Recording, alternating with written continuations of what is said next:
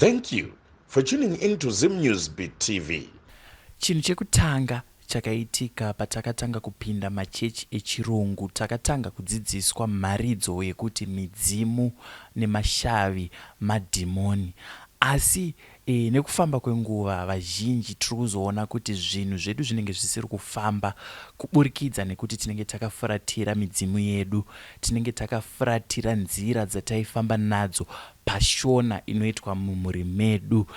Nhasi tati tinyatsonzwisisa nyaya iyi kuti midzimu madhimoni here kana kuti imweya yetsvina. Makadii mese ndinouya kwamuri netestimony yangu yandinayo.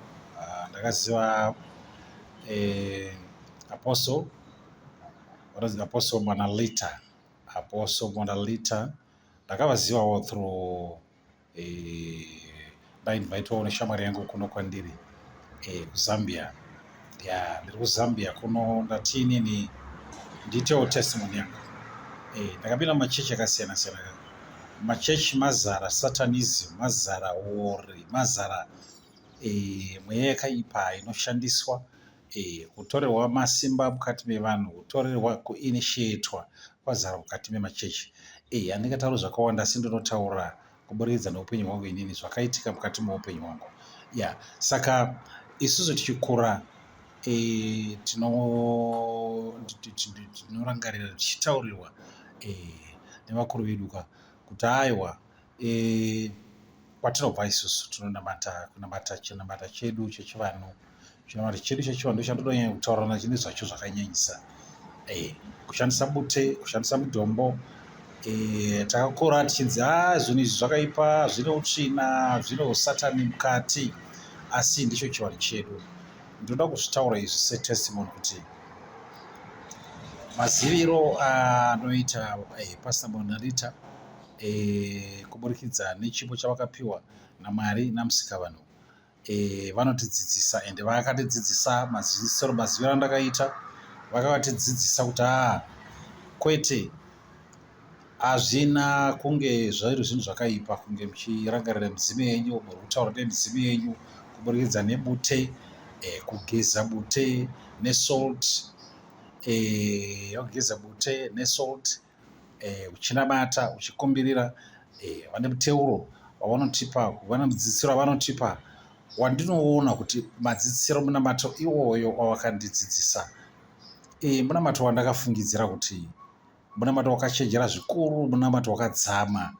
Nekuti pese paunenge uri munhu uchinamata uchikumbirira, hausi kuchingotaura iwe uri kuno zvakaita kuno kwandiri kuZambia, wosvika unototaura iwewe kuti kweteka, ndinonamata ndinotaura kumidzimu yangu, baba vangu, sekuru vangu, wangu vangakunzwa, wangu havangatadzi kukunzwa, vanokunzwa zvachose, vanogona kukupindura, vanogona kuona mhinduro, asi unofanira kusuma midzimu yenzvimbo yaunenge uri. Vana veZimbabwe vakapararira pasi rese. Tiri kunze kwenyika, kuEngland, vamwe vari kuBotswana, vamwe vari kuSouth Africa, vamwe vari Australia.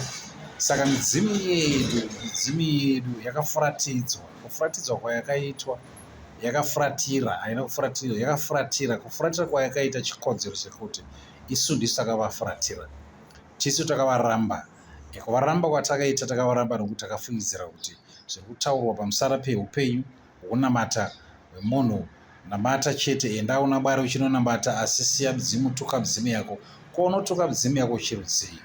Saka inini ndiri kuti testimony yangu, pese pandinowana, pandinoshandisa bute, ndichitaura nemidzimu yangu, ndamboita maattacks, ndakatanga kushandisa bute zvikandishamisa kuti rinoshanda kudai.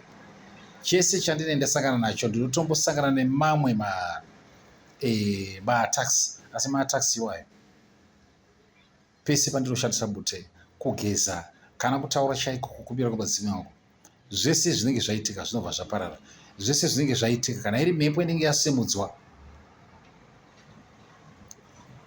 paunosimudza mhepo paya woende unopfugama pasi wototaura nemidzimu, woona zvaitika, unotoudzwa. Endi ndinototaurirwa, endi ndakaona kubata kunoshamisa kwebute, kunyanya bute, kudzidzisa kwavanoita Apostle Monalita aini ndakaona kunoshamisa zvikuru ndinokuti ngavaramba vachikomborerwa. Vazhinji vanoda kurasa midzimu yavo vanonzi varase midzimu yavo. Bvunzai, tsvagai kune vana ruzivo wakafanana napasta nana apostle Bonadita. Vatsvagei, vanokubatsirai, vanobatsira vanhu vakawanda. Kana neni handisati ndatombosangana navo zvokusangana navo kuti ndivaone, asi kuburikidza chete machanza atinenge tichiita kwatiri tiri kunze kwenyika ka kwokuzoti kana ndikange ndisangana navo vanoshandira vanhu zvakanaka, vanodzidzisa vanhu. Asi chandoda kunditaura nemi inyaya yetesimoni yangu. Chipo chavakapiwa vakandidzidzisa kuti bute rinoshandiswa, unotaura sei uye unokumbirira sei. Makumbiriro acho avakatidzidzisa ndo ane unyanzvi, ndo akadzama, ndiwo acho iwawo makumbiriro iwawo andinoona kuti ndo zvakabiwa, zvakatorerwa upenyu hwedu. Isusu vanhu vechitema takatorerwa izvozvo. Hatisisina ruzivo, hatizivi kuti tinonamata sei, tokominikira sei nemidzimu yedu. Ukaziva chete kuti unokominikira sei nemidzimu yako. Kuti titaure nyaya iyi tatsvaga Apostle Monalita kuti vatipenengurire tinzwisise kuti munhu akati nhasi ndiri kushandisa bute anenge akutoita zvemadhimoni here kana kuti anenge achikudza midzimu yake. Zita rangu inini ndoitwa Frank Wesera, ndichiti ndibatsirei panguva ino ndichingamidze Apostle Monalita. Apostle makasimba? Ndiri pangu mukuma Frank, makadi? Aiwa, ndiri nane zvangu. Kuri sei kuno? Aiwa, kuno kuri right. Mvura yatanga kunaya kaitanga tatsva? Totenda Mwari nevadzimu. Tanga tatsva. Aiwa, tinotenda. Tiri kuona kana panze patova green zvatochinja nemazuva apera. Chaizvo green chaizvo. Apostle, nyaya yandauya nayo nhasi, vazhinji namba yakati kurei vari kutambura nenyaya dzekuti kumachechi kwatiri kuenda tinopiwa mharidzo yekunzi midzimu kana kuti mashavi, mweya yetsvina, mweya wadhiabhorosi. Asi wazofamba wozonzwa wanzi aiwa kaimimi mune shona yamaisiteedza mumhuri menyu yamakasiya zvava kuita kuti midzimu yenyu ikufuratirei, ndosaka zvinhu zvisiri kufamba. Apostle, mubvunzo wangu wekutanga, tingati here midzimu mweya yetsvina kana kuti mweya wasatani? Aiwa, mudzimu hausi mweya wetsvina, mweya wakazvichenerawo zvawo. Zvinofanana nekuti shuwa inini ndafa nhasi, handingambofari vana wangu wakutanga kunditi dhimoni, kunze kwokuti ndaa ndichibata mabasa akaipa. Asi kana ndaa ndichibata mabasa akaipa, vana vangu havazotuki futi zvekuti dhimoni, nekuti ndini ndakavabereka, ndini ndakavarera. Vanotongonyarara. Zvakaipa zvaiitwa namai vedu ngazvirege kuteerana nesu. Tinongodawo zvakanaka, handiti zvawaita, nekuti hakuna munhu anongobata chakaipa chete throughout, handiti munhu ane zvakanakawo zvaanogona zvaanenge achiita. Saka midzimu haisi mweya yetsvina. Mwari vakatoselekta kumatateguru edu, vakagona kudzosa wawakaona wakakodzera kuti maspirits avo ngaadzoke atarise dzinza, atarise mhuri. This universe yakakura, ine zvakawanda mairi zvokuti Mwari, ndosaka muchiona kuti Mwari wakasika marudzi akatosiyana siyana. Saka vanongotida sezvatiri nemarudzi, enda unotoziva kuti uru rudzi runofamba rwakadai, uru rudzi runofamba rwakadai, uru rudzi runofamba rwakadai. Asi mukada kutarisa izvi zvokuti nyika dziri kurega kuteedza zverudzi rwaro, handiti nyika idzi dziri kutambura nenyaya yekutorera zvemarudzi mamwe, handiti muchiisa mukati menyika yenyu. Ndo zviri kupa nhamo nematambudziko. Hatisi kuteedza zvedu zvatinosanirwa kunge tichiteedzera. Yes. Toya pane chimwe chinhu futi chandabata, nyaya yemashavi. Mashavi isusu tichikura waiti kana uchituka ukangonzwa wangonzi uneshavire chakati chinhu chocho isina kunaka, uneshavire uchapa, uneshavire chi, mashavi akashata here aposto, kana kuti kuno mamwewo akashata kweitowo akanaka? Right. Kumashavi kune mashavi akanaka, kune mashavi akatoipa, akaita seekuba, kunyeba, chipfambi, utsvina, unyopi, to mention just a few. Akawanda mashavi akatoipa, asiri akati one day chaizvo kutoti unototi munhu aneshavire kuba, because paatongosvika akaona kanhu kanoita kungoisa mupoketi atotora. Ishavi iroro zvarova kuti pane spirit iri paari yakaipa yeumbavha. Pane mashavi echipfambi engoti anongokuita ungofunga kuti ndiwe mukadzi wega munyika. Unokangana kuzva kuti hakune vakadzi mamillions nemamillions.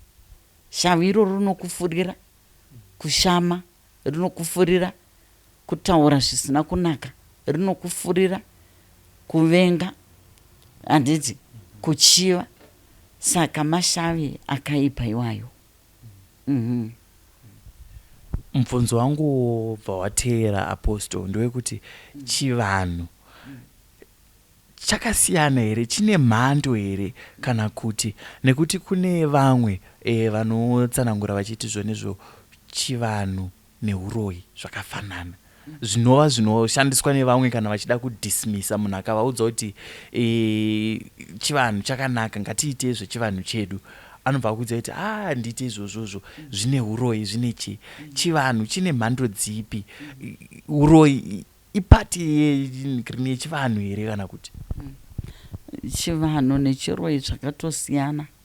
Chinhu chakaiswa matiri nevarungu, nekuti pavakavachekeresa vachiita marituals kuna nambuya nehanda vakatoacusa uroyi, ende ndo zvinhu zvavakaisa muvanhu vatema, kuti vanhu vatema vangofa munhu ari kuita chivanhu muroyi. Handiti munhu anogona kuita chivanhu chake chakachena achingoteedza, nokuti midzimu naMwari zvinofambirana. Mukada kutarisa zvisingadikwi naMwari ndozvisingadikwiwo nevadzimu vedu. Handiti asi kana zvazvekuti munhu ari kuita chiroyi ari kudii, ndo mashava aya, ndo midzimu iya yekutenga, yekuti munhu anenge akanotengera zvaakanotengera, akanoiswa shavi remunhu kana spiriti yemunhu akanga achibata mabasa akaipa, munhu aiuraya, munhu pamwe aitoroya.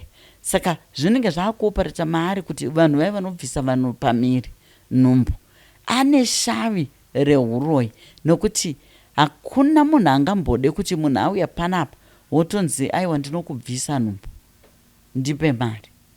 Zvareva kuti shavi rouri kuopareta naro, mudzimu uri kuopareta nawo hauna kuchena, hauna kunaka. Kozoita mamwe wokuti ari kuita zvemudzimu izvi zvanototaura kuti pano handidi, mudzimu wangu haudi ropa, saka handikwanisi kukubvisa nhumbu. Mudzimu yangu haina utsinye, saka handikwanisi kukubayira mukadzi wouri kuda kuti ndibaye netsono. Hazviite. Otokanzela munhu iye kuti no, musatore rutu iyi. Musatore rutu yakadai, haina kunaka. Aposto, kuchirungu kune mawedzi akati wandei atinogona kushandisa. Kune vatinoti matraditional healers, kozoita vatinoti maritualists. But kana taakushona manje vanhu vese ivavo ing'anga, musiyano tozoziva sei kuti apa pandaenda apa munhu uyu simba rake raari kushandisa zvichida pamwe kurapa, zvichida pamwe kudzinga mweya yakaipa iri kubva kupi? Tinozviziva sei kuti apa paroitwa chivanhu chakachena kana kuti apa uroyi uyu? Uroyi unongoonekwa nemashandiro anenge ari kuita munhu wacho, mabatiro ake, kuti munhu here ari kuita. Handiti kune vamwe vanototaura kuti kana kuti inini ndinorombesa ende inini ndinotouraya, saka wangoziva kuti uku kunoku handienda hangu, nokuti inini kunodeurwa ropa. Kwareva kuti hakuna midzimu yakachena, hakuna chakachena chiriko, ndezvekwadhevho izvi. nekuti hazvirevo kuti munhu wese ari kuita chin'anga kana kuti munhu wese ari kuti ari kunamata akachena.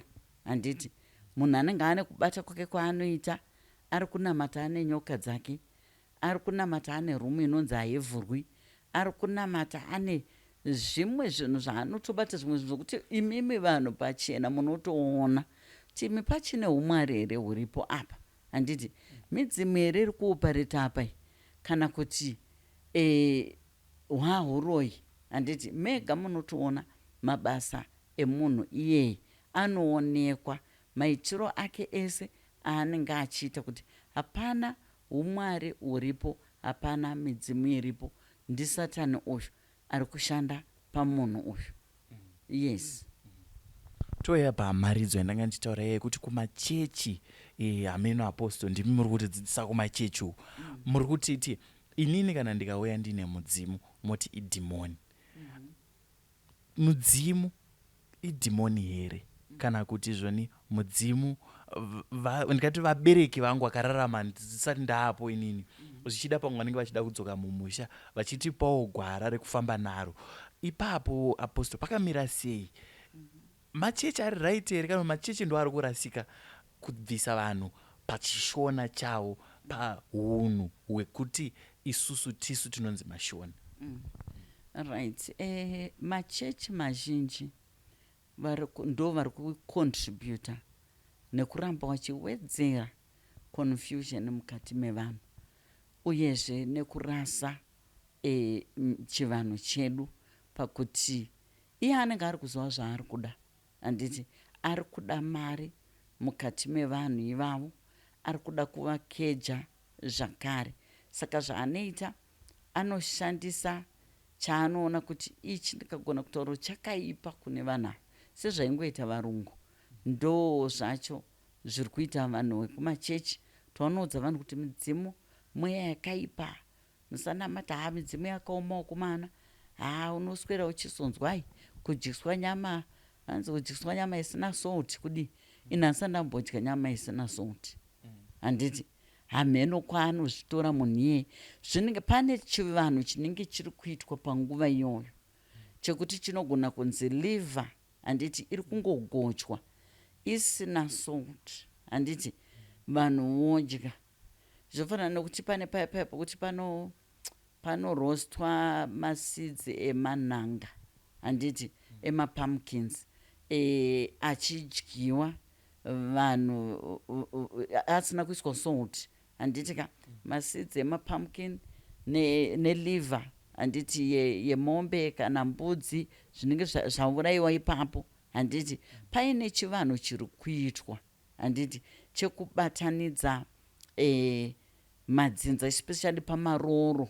Handiti ka kubatanidza madzinza mairi aya evanhu vari kuroorana. Handiti ka saka ndo zvandinoziva izvozvo. Kozitawo panenge pari kuitwa chivanhu chimwe chinenge chichiitwa vanhu vanodya liver yakagochwa chete. Zvinenge zvichiitirwa vanhu vaya vane mashavi ekuvhima. Handiti paanenge ari kupembedzwa nekudii chipo chake cheuvhimi. Saka hazvisi zvinhu zvokutika une chivanhu wako nzanzi everyday you eat nyama isina salt. Ndakanzwa hangu umwe mufundisi aitaurira vanhu nhema dzakadaro idzodzo weku-SDA. Zvakaipa kutaurira vanhu nhema. Handiti zvakaipa, chinhu chausinganzwisisi tsvaga kuvanhu vanotoziva. Kunyange hazviroti ukaita mufundisi you know everything. Handiti you don't know. Handiti ka you have to learn kune vamwe vanhu zvinhu zvausingazivi. Ndosaka zvakanzi kuna Hosea vanhu vangu vaparara nekuda kwekushaya zivo. Munhu anofunga kuti zvinhu zvaakangoverenga mubhaibheri zviri kutogumira ipapo. Aiwa, buda out there ubvunzewo vamwe vanhu vanoziva zvimwe. Naimi apapa panofamba sei? Apapa tsanangurirwa kuitira kuti paunomira kumberi kwevanhu muchechi usavanyebera, because vanhu vaya vanogona kukusekerera uchitaura, but nechemumwe vanenge vachitoti bharanzi ari kufunga kuti takapusa isusu. Handiti because vanhu voku7th day vanofamba manje ndio vanhu vanofamba vachitsvaga iwo, because vanotoya pano vachitaura kuti isusu apostoka taneta nekuchechi kwedu. Mafundisi acho vanenge vachiziva kuva neenda handiti vachinosimbiswa vachinogadzisa zvinhu zveupenyu hwavo zvichivafambira, but isusu vanomira pamberi pedama vachitaura zvinhu zvenhema, handiti. Saka isusu tinotofamba, and ma7th day anofamba kuita zvekutamba mun'anga, mumaprofita, chinyi vanoenda vachinotsvaga help. Saka usanyebere vanhu vaya nokuti hatusi tuvana tuma-ECD. Iwe unofunga kuti wakangwara uchivataurira nemumwe vanenge vachitoti benziri, handiti. Saka iwewo kana uri mufundisi, tsvaga zvinhu zvinoti ukamira pamberi pevanhu wovaudza chokwadi zvisina confusion. Chiko chiri kutadzai kuudza vanhu chokwadi kuti aiwa musatuke midzimu yenyu, handiti. Haisi mweya yetsvina, your ancestors haisi mweya yetsvina matateguru enyu, handiti. Asi kuti vakudzei, hamuchavanamati, namatai Mwari.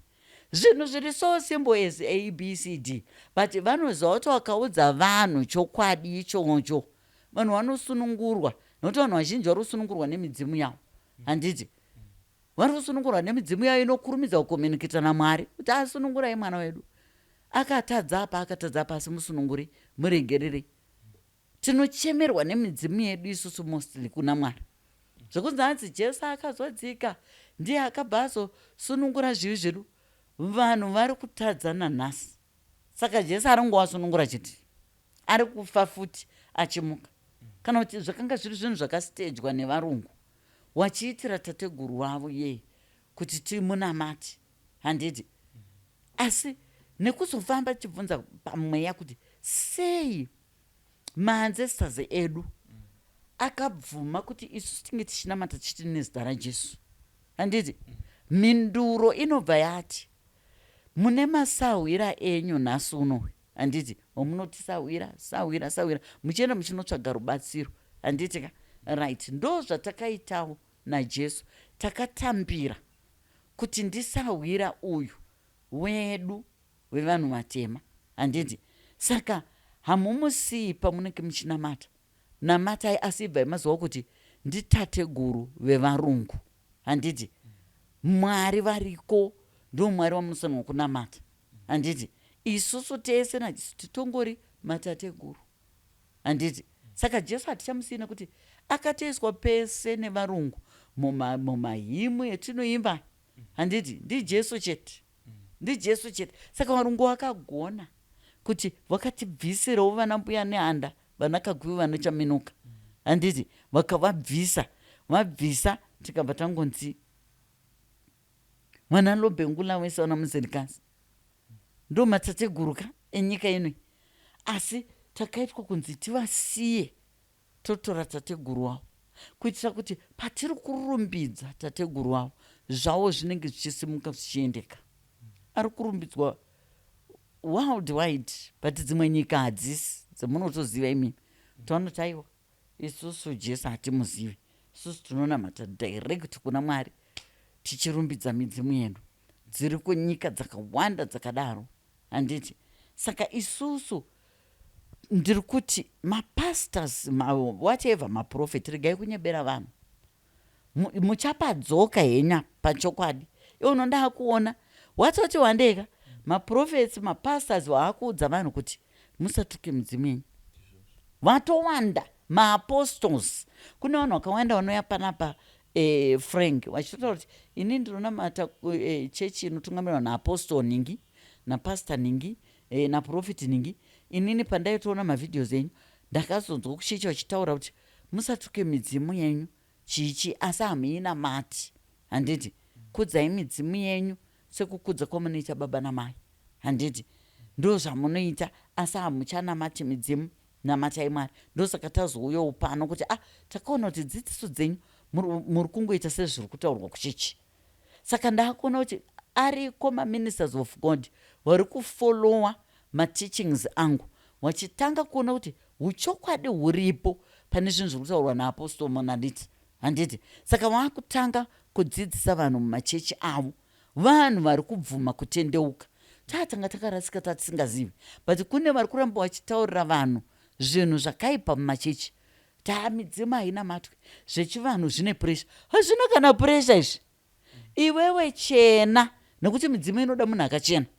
Chena, wotora upfu hwako kana usingadi zvebute chaiko, upfu chaiwo uchena unobikisa handiti uchimbopota uchikanda pasi chete kana kugeza uchitaura nemidzimu yako handiti so simple as abcd kutora kuonoita maanointing oil apapa ukakwanisawo kuti utorewo hupfu utore bute handiti uchirishandisa ungogeza uchitotaura nyaya dzako unotoona kuti watosunungurwa kana ungo akakedywa kuchechiko uchatanga kutoratidzwa zvinoita papa zvinoita prophetess zvinoita pastor zvinoita evangelist wakwewo zvinoita apostle wakwewo uchatanga kuzviratidzwa so torawo bute nehupfu neconstant wombogeza uchiti Mwari nemadzimu wangu ndiratidze chokwadi kuchechi yandiri kuenda kuti chechi iri kubva kwamuri here Mwari kunamata kuri kuitwa imomo nemukuru wedu ndiko here unoona wakutanga kuvhurirwa kuudzwa zvese unovhurirwa mafaira handiti wotopedzisira unoona kuti ine bheta ndiregera hangu kuenda bheta nichinamata ndiri kumba ndotsvaga hangu chechi dzangu kuti ndinonamata usandi nichidzoka kumba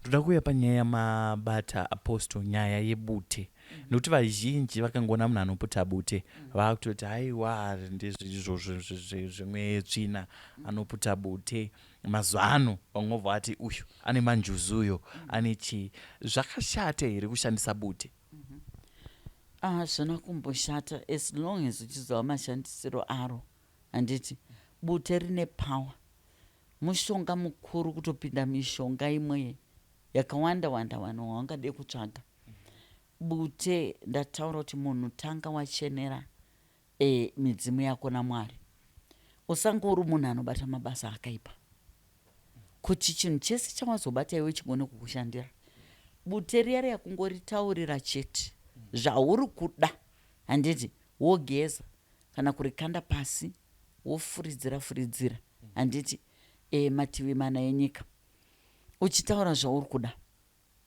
unotoona zvinhu zvatoshanduka zvinhu zvichitotanga kutokunakira handiti usina pamwe kwawatomboenda kuti uda unoshandirwa ingorinzwisisa chete bute iroro kuti rinodei handiti bute rinoda kuti uchene uwe munhu akachena wozorishandisa bute iroro iwe munhu akachena pamwoyo pamabasa aunoita woshandisa bute iroro unoona richikushandira rinorapa wadyiswa wakarara usiku ngomuka woisa mukapu mako shoma shoma netumvura tunoti dziyei wonwa uchitaura kuti chandadyiswa ndakarara ngachiparare unotoona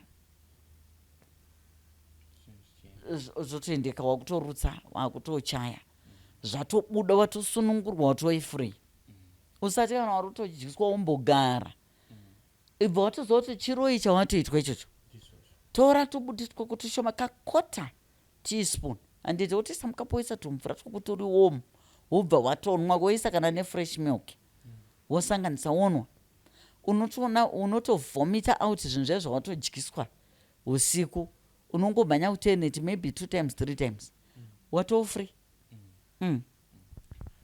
apostle ndofuti pandoda kuunzwisisa ini nangu handisati ndambowana mukana wekusangana naro bute asi ndinonzwa vanhu vachitaura vachiti kune bute rematare kune bute raunoshandisa apa nderipi kuitira kune vamwe pamwe vanenge vachida kumboedza kushandisawo bute rinoshanda apostle kuti udzinge mweya yakaipa usare wakachena iwewe ibute ripi bute rematare ndo bute rakakoshesa zvikuru kuti munhu ugare unaro uchirishandisa bute remudombo uku unenge wakuda kutaura nemachembere ako ekwamai ekwababa mhepo dzakachena tindicheukeiwo onai kana kuti mwana wenyu ndatambura onai kana kuti mwana wenyu ndiri kurwiswa handiti ndopo unoshandisa bute remudombo iro remachembere worisanganisa kana nehupfu chena wobva waisa zvako mukaka wako wotogesa handiti rehondo bute rehondo pane hondo dzaunenge waona kuti panapa ndinenge ndasimudzirwa hondo ini ndinge ndiri kusimudzirwa hondo dzakashata unotora bute rako rehondo necosalt wosanganisa handiti kana nechifumuro powder handiti wobva wasanganisa wochidini wochigeza uchipopota kuti hondo dzose dzandiri kusimudzirwa newakaipa ngadzizorore. Ndiri kudzosera chose chakaipa chandiri kutumirwa nevavengi nandina wandakatadzira. Handiti wogeza nebute iroro rehondo rakasangana necosalt kana nechifumuro powder. Unotoona hondo dzese dzazorora kana kupomerwa chaiko. Handiti kuoneka uchida kuitwa zvinhu zvousina kuita, unogeza naro zvakare bute iroro rehondo necosalt kana nechifumuro, unotoona hondo dzese dzazorora. Yes. Tiri ipapo apostle, ndoda kudzoka panyaya yemudzimu. Mudzimu kana uchiuya kuzogara pahomwe une zvinhu zvaunotarisa here? Nekuti matinofamba umumu unozoona vamwe vachiti inini ndatambura, ndine mudzimu unoda kubuda pandiri, asi hama dzangu hadziutambire. Kana kuti vamwe vane vachiti ndine mudzimu unoda kubuda pandiri, asi pane vari kuutsikirira, pane vari kuuda kuti ubve pandiri inini zvichida uye pavari vashandise ivo. Mudzimu unotarisei kana uchisarudza homwe? Right. Mudzimu unotarisa mwoyo wemunhu kutanga, kuti munhu uyu ane mwoyo here wakanaka, mwoyo wekuzobatsira vamwe vanhu.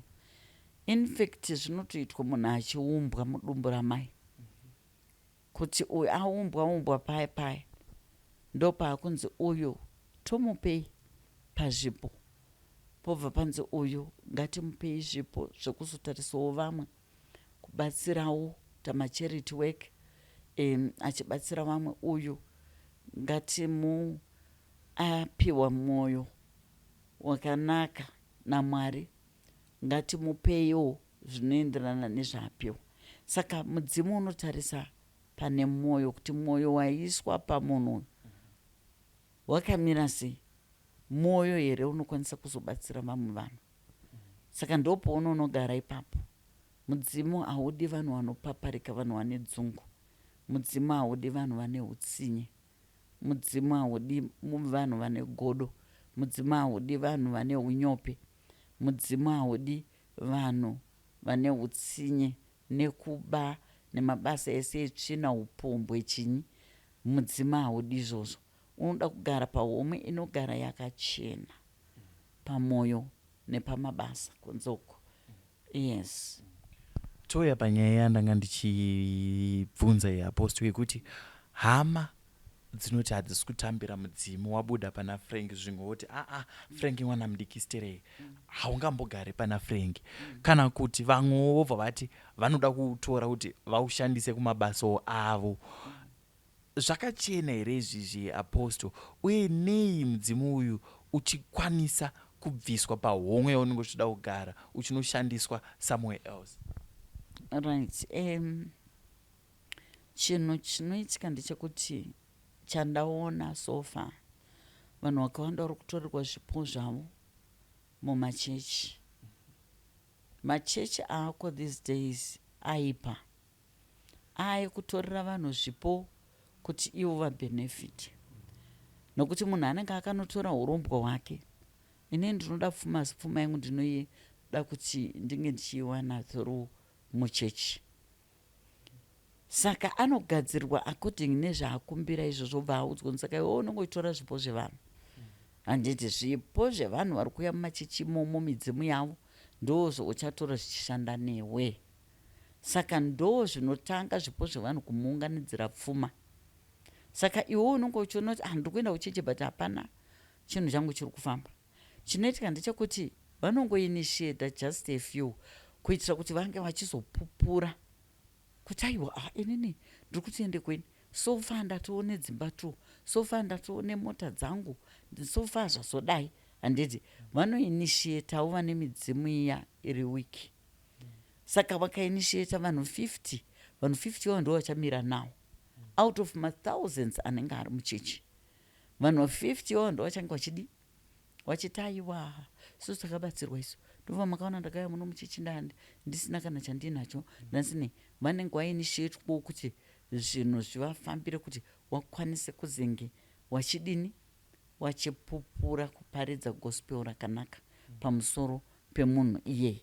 Asi zvipo zvevazhinji zviri kupararira mumachechi nemumwe mavanenge vari kufamba zvefuti vachiti vari kubatsirwa zvipo zviri kupararira imomo. Waonekwa kuti uyo ane chipo chake chakanakawo, handiti munhu anokutorera chipo chako through mukuita sekuti ari kutokubatsira iwewo zonoti hapana chiri kuendeka paupenyu hwako. Saka zvinhu izvi zvinoda kuchenjerera zvakanyanya mukati muri kuenda vanhu handiti mumachechi, nekuti vamwe vari kufamba vachitsvaga Jehovha asi kuchechi kuya haasi kubva, ari kudzokera.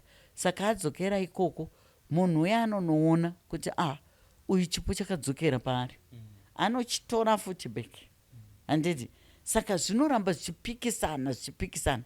Iwe waona kuti chechi uri kuenda watowo murombo, ibva ikoko chitsvaga Jehovha asa uchadzokereka ikoko.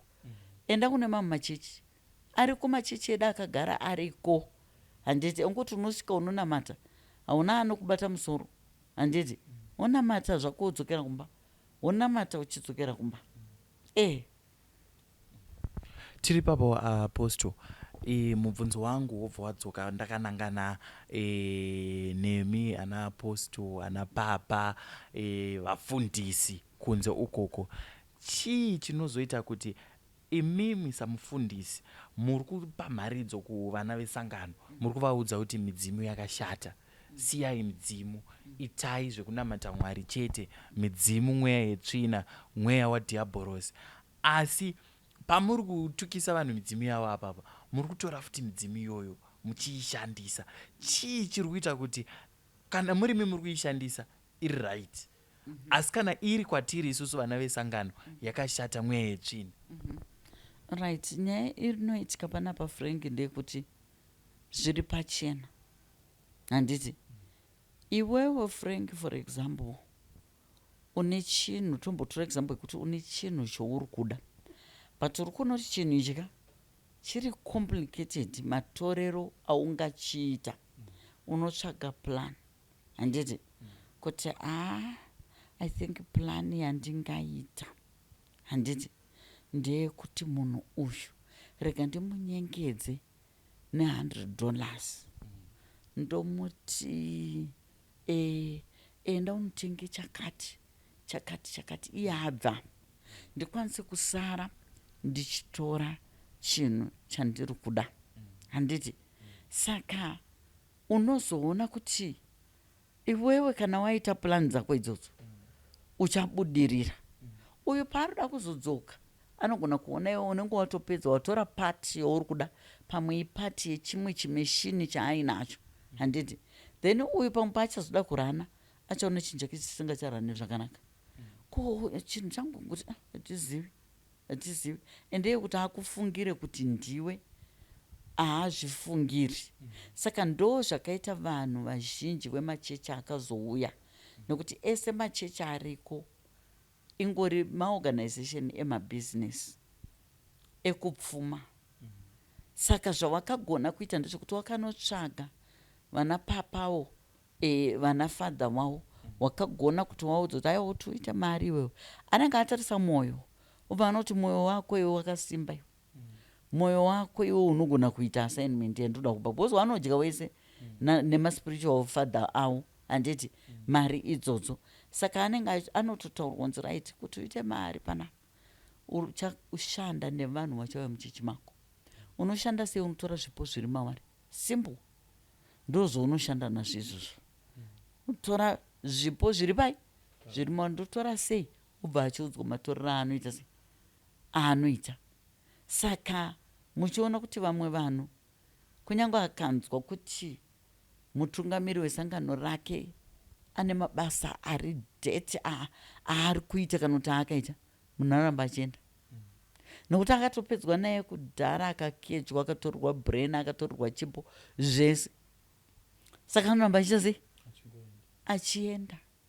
Vanhu vari kuparidzirwa wani vachitoudzwa. Pane vamwe waparidza, handitaura hangu mazita, vanotori vasingatotyi, vanototaura mazita evanhu kuti wewe ningi hapana zvauri kuita, wakanoromba uko kuGhana kuNigeria uko, wakanoromba kwaningi, wakanoromba kwaningi muno muZimbabwe muno.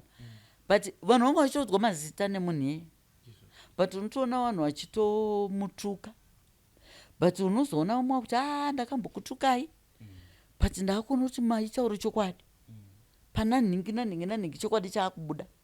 Handi munozwana, but munhu anenge atotumwa naMwari kuti akuudzei kuti zviri kuita vanhu, this is fake. Vanhu ava vari kukushandisai, vanhu ava vari kutora zvipo zvenyu, vanhu ava vari kudai, vanhu ava vari kudai kuti wapfume. But vanhu vanoramba vachienda ikoko nekuti wakakejwa.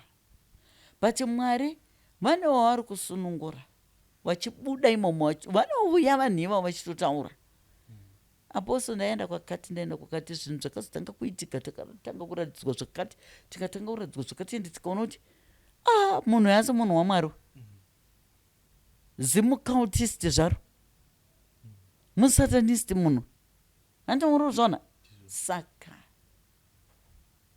nyaya iri kuitika ndeyekuti vanhu, ukangoona mufundisi asiri kuudza vanhu chokwadi, ukaona minister of God asiri kutaura vanhu chokwadi kuti aiwa musatuke midzimu, why wasiri kutaura that word, musatuke midzimu yenyu, haisi mweya yezvina, asi musanamate midzimu. Midzimu haina matwi, tinonamata Mwari, the King of Universe. Handiti musiki wedenga nenyika ndiye watinonamata. Hatina zvimwe zvimwari zvatinonamata kunze kwaMwari mupenyu, ndiye watinoita sei, watinonamata. Asi midzimu yedu ngatiikudzei, hama wadikani. Vanoziva kuti vanhu vakangoziva chete midzimu inokudzwa, vanofumurwa mabasa avo ese, nyoka dzavainadzo, matende, matatya, zvavainazvo, vanoziva zvinofumuka zvese. Yes. Patestimony yatiri nayo zuva ranhasi, Apostle, ndanzwa vachitaura kuti unogona kuti wakagara wototi midzimu yangu ndoda kuita zvakati. Handiti midzimu iyoyo inokunzwa, asi zvichida inogona kuregera kuita anything about what you have asked for, nekuda kwekuti wakaifuratira. Chinhu chandoda kuti chijekere mhuri yeZimbabwe, Apostle, ndechekuti kana tichiti kukudza midzimu, chii chandingaita kuti ndinzi ndakudza midzimu yangu, zvekuti kana ndikaita chandakumbira ikandinzwa inoita kuti zviite. Uye futi kana zvichinzi ndafuratira midzimu, chii nechii zvandinenge ndisiri kuita zvinoita kuti midzimu irambe yakanditarisa.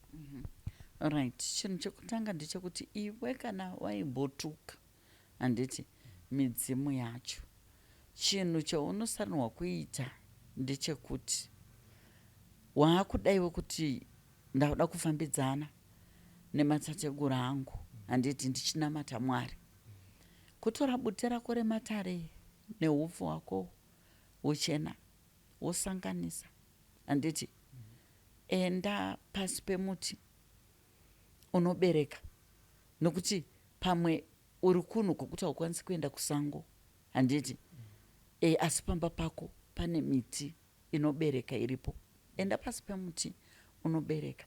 Kana padhuze ukaonawo musasa chaiwo, muti wemusasa, handiti enda ipapo nebute rako rematare ravasanganisa neupfu uchena, enda unokande pasi ipapo uchitaura, uchichema kuregererwa kutanga. Ndiri mwana wenyu, ndiregererei. Ndimi muri pedyo naMwari, ndimi zvemakatanga kuziva Mwari ndisati ndamuziva. Ndiregererei nhasi ini ndauya Frank, ndichigamuchira kuziva kuti imi muriko munotivhumbamira. Ndiregererei pakutuka kwese kwandaikuitai, kwakanga kuri kusaziva. Chindisunungurai mune zvese zvandiri kusangana nazvo mukati muupenyu. Imi midzimu yekwamai vangu, midzimu yekwababa vangu, mhepo dzakachena, makombwe emukati menzvimbo yandiri, makombwe edzinza rangu, mondoro dzemukati menzvimbo yandiri, mondoro dzemukati medzinza rangu, mhepo dzakachena, mondisvitsira kuchema kwangu kuna musika vanhu Mwari watinonamata kuti zvanzi naFrank ndiregerere, handiti pane zvisu zvandakatadza. Wapedza kudaro pasi pemuti, chiuya mumba, tora bhaketi rako, handiti uchitanga futi zvekukanda buti rako rakasangana neupfu uchena, uchitaura ndisunungurei ndiregerere, ndanga ndisingazive, handiti tainzwo mumachechi mataipinda tituke midzimu yedu ichinzi mweya yetsvina. Nhasi uno ndaakuziva kuti hamusi mweya yetsvina ini, ndimi manga muchitondivhumbamira kubva kwesoko, nokuti Mwari havafambi wega.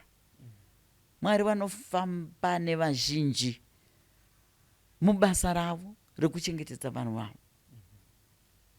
So wapedza kudaro, waakutora zviyo zvako zvitsvuku zvaunenge watenga kumusika, wongotora just one handful wobvoisa mubhaketi imomo, handiti wotora mukaka wako fresh milk woisa imomo, handiti wochigeza miri wako, handiti. Saka unotoita 1 week rekuchema kusunungurwa, chienda pasi pemuti wako uchikanda, wabva ipapo wotora bhaketi rako uchikanda, handiti woisa tuzviyo twako odi zviyo zvako zvezve paunongopedza kugeza zvinosara zvakagara pasi, zvitore mwaya kunze, handiti unongokusha, handiti kunze, uchaona kuti unototanga kuona a very big change mukati mehope, mukati mekurarama kwako, unotanga kutoona zvinhu zvichidi zvichitochinja. Yes, saka kungokumbira kuregererwa kuti ugone kuchifambidzana nemidzimu yako yawanga uchitukiswa kuchechi. Yes. Ko pane vamwe apostle sesu isusu ama2K ndakura inini hakusisina chivanhu chichiri kuitwa mumba medu kana kuti mumhuri mandakaberekwa. Zvichida pamwe ndiyo reason yaizoita kuti ndifuratire midzimu. Kana zvichimbonzi wafuratira midzimu unenge waita sei? Right, kufuratira mudzimu kuti hauna kumbobvira Frank wada kutaura nezvazvo kana kutaura navo, unotongoti hazvikwezvo, handiti. Saka ndokufuratira ikoko kounenge waita midzimu yako. Hamuchapotiwo kana muchikandawo kabute kaya kandataura pasi, hamuchapotiwo muchikanda kana huvhu uya uchena pasi, mune muchiti hazviko. Saka ndokufuratira kwamunenge maita ikoko midzimu yenyu. Unogona uri munhu tomboti hauzivi zvokukanda bute pasi kana huvhu pasi, kutaura chete kudai nemuromo wako kwakakosha. Midzimu yangu ndicheukewo, matateguru angu ndicheuke, handiti ndinoziva muriko, muri kuona zvese izvi zvandiri kusangana nazvo, ndicho unotoona zvinhu zvatochinja ipapo, handiti kutaura chete, kungotaura nemuromo wako kwakakosha. Yes. Saka apostle inini chaakundinetsa manje ndechekuti isusu totizira kupi, nekuti kumasame church ikoko kwatiri kunzi tukai mudzimu ndofuti kwatiri kutorerwa zvipo zvatiri nazvo. Toenda kupi apostle kuti zvinhu zviendeke muupenyu? Nekuti vazhinji vari kuchema kuti upenyu hwangu hausi kufamba, upenyu hwangu wakade, vazoda kuzvitsvaga-tsvaga vanosvika uchiudzwa kunzi wakarasa mudzimu ka iwewe, waituka midzimu yako iwewe. Topaita sei ipapapo apostle kuti tisarasike tichirasa ishona yedu? Nekuti kunyange tikanzi tagara kupi, kwatakabva maancestors edu ndiwayo, hakuna mwana anogona kuramba vabereki vake. Kunyange vakanzi varombo vakazoita sei, ndivo vabereki vako. Todii ipapo apostle kuti mageneration ari kukura iko zvino tidzokere pashona yakararamwa nanasekuru vedu, tigone kuchengetedza midzimu yedu, tigone kuteedza shona yemumhuri yaisiitwa, inoti kana tafamba tinonzi pane zvaiitwa mumhuri menyu kaimemi zvamusisiri kuita, zvinova ndizvo zvaikuita kuti raramo yenyu isaende kumberi. Right, ine ndinongoti sevana vechidiki muriko kumasocial media uko, tsvagai ngosecha chivanhu chedu. Handiti dzidza zvakawanda kubva kuvanhu vakasiyana siyana, unenge waita kamacross, handiti pama researches ako unenge uchiita, handiti ita go through, handiti uchinzwa kuti uyu ari kudzidzisa zvakati, uyu ari kudzidzisa zvakati, uyu ari kudzidzisa.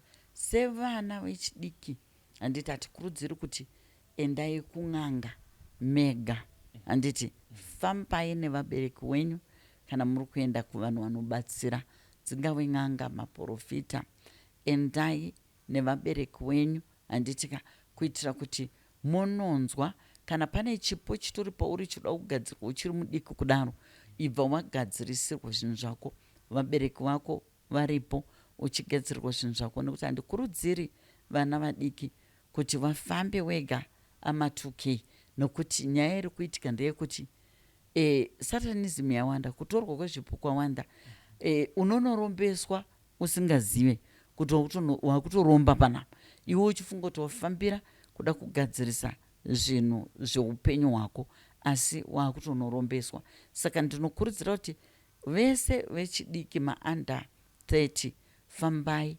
nevabereki wenyu, handiti muchinzwa. Asi pakudzidza, dzidzai kumasocial media ikoko, kune mapeji machinyi machannel akawanda anodzidzisa zvinhu zvechivanhu. Yes. Ndofunga mubvunzo wangu apostle nchida kunopendera ndewekuti tine chinamato, tine chivanhu. Zvinhu izvi ndozvisanganisa papi, kana chiri chivanhu ndogumira papi kuti zvisakanganisane nechinamato changu. Right, chivanhu kungoziva chete kuti unosanwa kupota uchitaura nevadzimu wako, handiti kutaura navo, kukanda iro bute pasi chaiko zvandataura zviya, handiti then wakutonamata Mwari. Zvinofanana nekuti Frank tongoti wamuka makusenseni, handiti chinhu chaunotanga kuita kana une bute rako, uri munhu akuziva chivanhu chake, mutora bute rako ukanda pasi kutanga, handiti wovatenda, ndiri kutenda ino kundichengetedza, kundivhumbamira, handiti zuva rangu ranhasi zvichienda mberi nditungamirirei, handiti vhurai zvakanaka mukati muupenyu hwangu, mondirwira kumhepo dzese dzakaipa. Uri kukanda bute rako, uri kutaura nevadzimu wako, handitika watopedza zvako, wakutopinda pakunamata Mwari, unamata Mwari wako, handiti zvakanaka futi. Saka zvinhu zvokuti chete zvinongoda kudzidziswa, uregere kuene confusion, zvino ndoita zvipi, kungodai kana uda kutaura nevadzimu wako, ngobuda musi iwoyo, maybe unogona kuda kuzviita kana kuti 3 times pasvondo, kuti ndoda kukanda bute pasi, ndoda kukanda hupfu pasi, ndichitaura nevadzimu wangu. Vamwe vanozviita once a week, kuti every Sunday kutanga kwesvondo ndo pavanoita izvozvo, taura nevadzimu wavo, wotodira zvisupa pasi, wotodii, handiti watozva kuti ndatopedza apa pese apa. Anenge anonamata Mwari wake, handiti Sunday yasvika makusenseni, munhu anomuka akutotaura nevadzimu wake, nditungamirirei svondo rangu rino, handiti otoita, otokanda fodya yake pasi, odira chisupa chake chibuku pasi, handiti vamwe vanoita magate emasvosvo, otoita musi weSaturday uya Sunday akutodira, handiti achitaura nevadzimu wake, kuitira kuti zvinhu zvifambe. Apa wakutonamata zvako Mwari, nokuti zvinhu zvinofambirana, asi zvese zvinoda kuramba uchizvipa fuel iwewe pachako, handiti uchizvipa fuel. Zvinofanana kuti chaiko ukarega kunamata, handiti spiritual life yako pakutonamata inoenda down, handiti saka ndo zvinongofananawo nekuvadzimu. Ukarega unge uchizviudza iwewe zuva raunoda kutaura nawo pasvondo, ndopandinoda kungotaura nawo vadzimu wangu chichi. Vamwe vanozviita everyday, nozvanyore kwavari, handiti kutaura nevadzimu wavo everyday, uchipedza utongonamata Mwari, because zvinhu zvinofambirana, hazvina kana musiyano ipapo, nekuti Mwari wedu, vadzimu vedu ndo vanokurumidza kuisa minamato yedu kuna Mwari. Kuti inzwai mwana wedu achema, inzwai mwana wedu achema. Saka zvinhu zvinongofambirana, handiti saka kutaura nevadzimu wako, unamata Mwari uchitovatenda. Mwari, ndinokutendai nevadzimu vamakandipa, vanondichengeta, vanondirwira, vanondivhumbamira. chirambai muchivapa masimba, nekuti vadzimu vedu vanotowana masimba kubva kuna Mwari. Rambai muchivapa masimba ekuti varambe vachitichengeta, varambe vachitivhumbamira. Zvatopera. Simple as ABCD. Ndofunga mubvunzo wandanawo wekupedzisira Apostle ndewekuti matsanangure mimi mukati unoenda pamuti unobereka ndopaunonoshandisa bute rako uchiti ndakakukanganisirai, ndanga ndakakufuratirai, uchitaura zvaunoda kumidzimu yako. Pamiti inobereka iyi Apostle, pandoda kuti pajeke, ndofunga mubvunzo pamwe unogona kuva une munhu wese, une kuti here muti wechishona kana kuti mumango kana kuti mugwavha kana kuti panongoda muti unobereka? Aiwa, panongoda muti unobereka chete. Handiti iwewe uri kuda zvibereko zvakanaka muupenyu hwako, handiti? Saka unoenda pamuti unobereka. Zvinofanana naiwo vaienda pamuchakata muBestrich. Bestrich unobereka mafruits, handiti, anotodyiwa, handiti. Saka vaienda pamiti iyoyo yakadaro iyoyo vachinokumbira, handiti, zvavanonokumbira. Saka iwewe nepamiti yemisasa zvaya haina mafruits, asi ine zvayaimiririra miti iyaya kuti unoenda uchinotaura. Pane hondo dziripo pamiti yemisasa, ndopaunotaurira hondo dzese dzakaipa dziri kukuteerera, dziri kudii, uchikumbirawo kuti ndiri kudawo kuti masahwira amaifambidzana nawo, handiti, mondoro, masvikiro, ngawandirwire, handiti. Saka unoenda pamuti wemusasa kana zviri zvokuti uri kuda kurwirwa kuhondo dzevakaipa, handiti. But miti inoberekai uri kutsvaga zvibereko zvakanaka. Ndosachiti musango unoenda pamuzhanji, unoenda pamuBestrich, muhacha uyawe, ndopo unoenda unodi unokumbirira uri uchitaura nyaya dzako ipapo.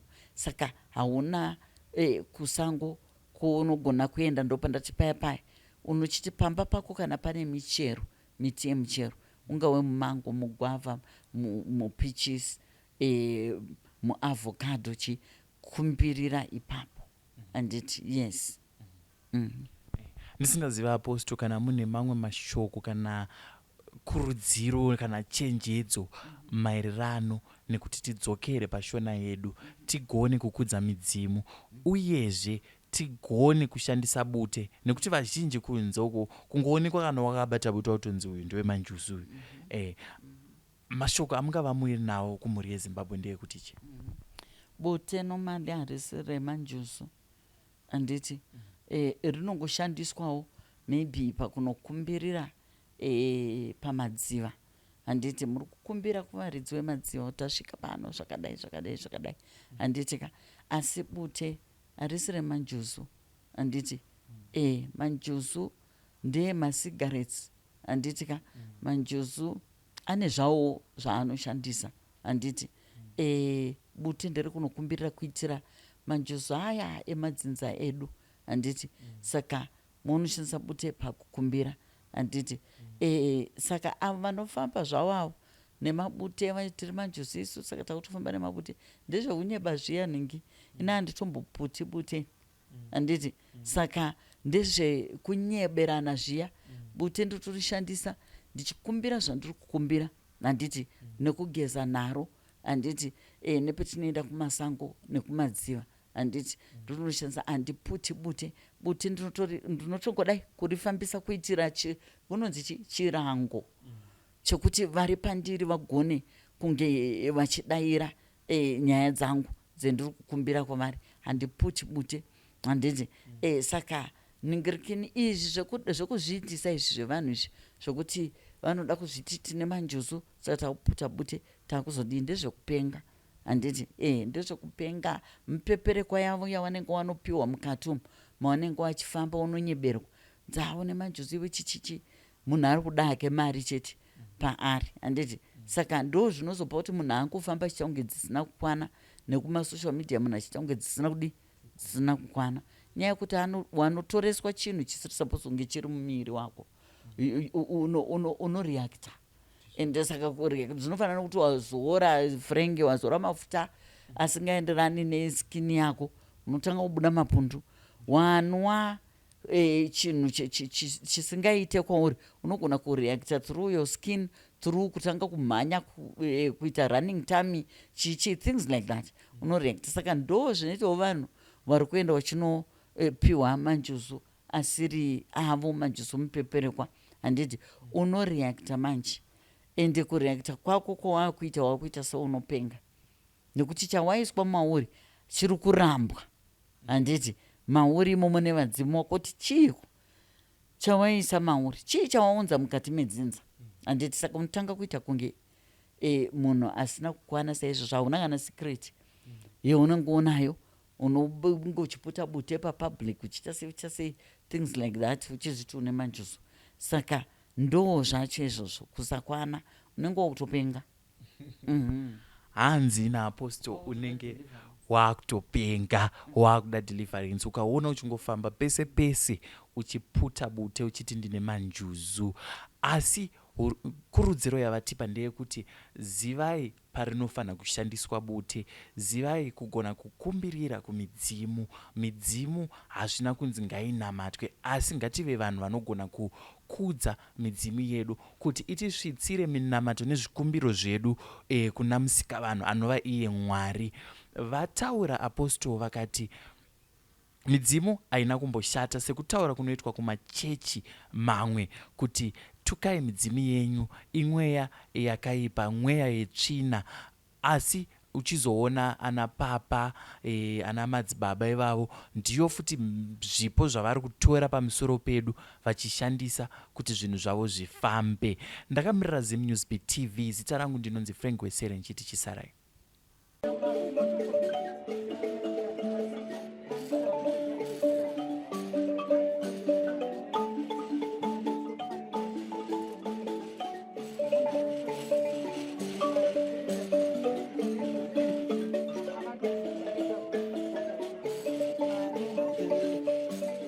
Thank you for tuning in to Zim News Beat TV.